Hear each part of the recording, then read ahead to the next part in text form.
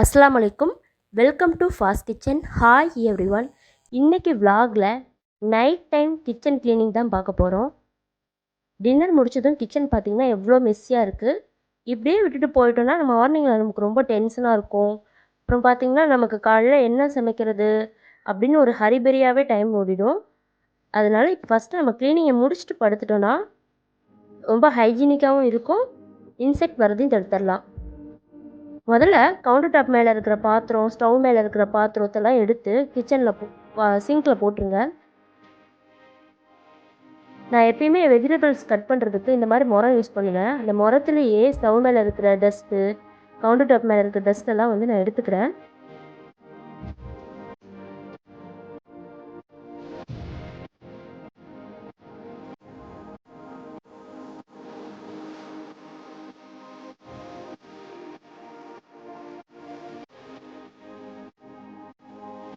சமைக்கும்போது அவசர அவசரமாக எடுத்து வச்ச பொருளெல்லாம் அதை இடத்துல ப்ளேஸ் பண்ணிடலாம். முதல்ல நம்ம சிங்கில் இருக்கிற எல்லா பாத்திரத்தையும் வாஷ் பண்ணால் தான் கிச்சன் ரொம்ப க்ளீனாக தெரியும். க்ளீன் பண்ணுறது ரொம்ப ஈஸியாக இருக்கும்.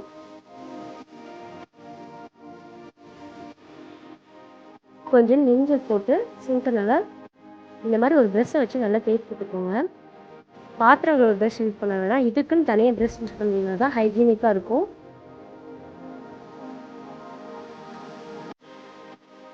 இந்த மாதிரி ஒரு வைப்பர் வச்சு தண்ணி ஃபுல்லாக எடுத்து விட்டுருங்க. கவுண்டர் டாப்பில் தண்ணி நின்றுச்சுன்னா பூச்சி வர்றதுக்கும் ஸ்மெல் வர்றதுக்கும் சான்ஸ் இருக்குது. கொஞ்சம் விம் ஜெல் எடுத்து நான் பாத்திரங்கள் நாரில் கவுண்டர் டாப்பு, ஸ்டவ் மேலே, டைல்ஸ்லாம் வந்து நான் நல்லா தேய்ச்சி விட்டுக்கிறேன். கொஞ்சமாக நீங்கள் எடுத்துக்கிட்டிங்கன்னா போதும். ஏன்னா நம்ம இப்போ வைப் தான் பண்ண போகிறோம், ஃபுல்லாக வந்து வாஷ் பண்ணலை. இதுவே வந்து உங்களுக்கு ஃபுல்லாக நீங்கள் நீட்டாக தடவுன மாதிரி இருக்கும்.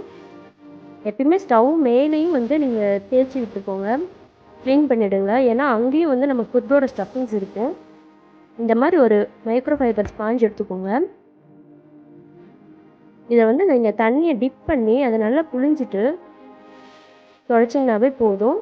தண்ணியும் பார்த்திங்கன்னா உங்களுக்கு அதிகமாக செலவாகாது, ஆனால் நல்லா க்ளீனாக ஆகிடும் கிச்சனே.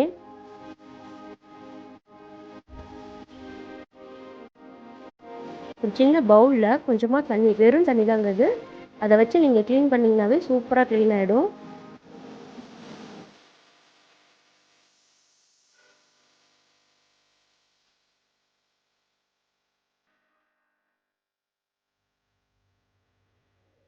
இதையும் நம்ம கொஞ்சம் வாஷ் பண்ணி போட்டுடலாம். சிங்கில் வந்து தண்ணி சேராமல் பார்த்துக்கோங்க, அப்போ தான் எந்த இன்செக்ட்டும் வராமல் இருக்கும், காக்ரோச் தொல்லை இல்லாமல் இருக்கும்.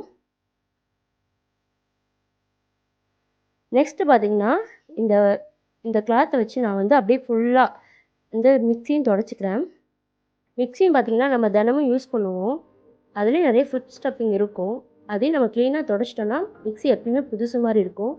மேலேயும் நல்லா தொடச்சிக்கோங்க, ஏன்னா இந்த மாதிரி அழுக்கு இருக்கிறதுனால சீக்கிரமாக மிக்ஸி ரிப்பேர் ஆகிடும். திரும்பி நம்ம வந்து இது ஒரு டைம் வாஷ் பண்ணிவிட்டு ட்ரை பண்ணிடலாம்.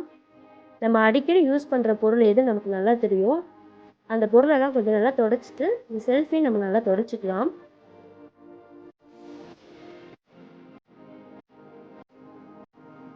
இப்போ பார்த்தீங்கன்னா ஃபுல்லாக கிச்சன் ஃபுல்லாக நீட்டாக ஆகிடுச்சு, க்ளீனாக இருக்க பாருங்கள். இந்த மாதிரி கிச்சன் இருந்துச்சுன்னா மார்னிங் வந்து நம்ம ஒரு ரிஃப்ரெஷ்ஷோடு சமைக்கலாம். நைட் டைம் வந்து என்ன சமைக்கலான்னு ஒரு ரெசிபி மட்டும் நல்லா ஞாபகம் பண்ணிவிட்டு படுத்துட்டிங்கன்னா போதும், காலையில் நம்ம வந்து ஃப்ரெஷ்ஷாக சமைக்கிறதுக்கு யூஸ்ஃபுல்லாக இருக்கும். மார்னிங் பார்த்திங்கன்னா ஹரிபரி இல்லாமல் நீட்டாக ஆரம்பிச்சிக்கலாம் டேவே. கிச்சன் மட்டும் நீட்டாக இருந்துச்சுன்னா அன்றைக்கி டேவே நமக்கு வந்து நீட்டாக எல்லா ஒர்க்கும் பண்ணுறதுக்கு நல்லாயிருக்கும்.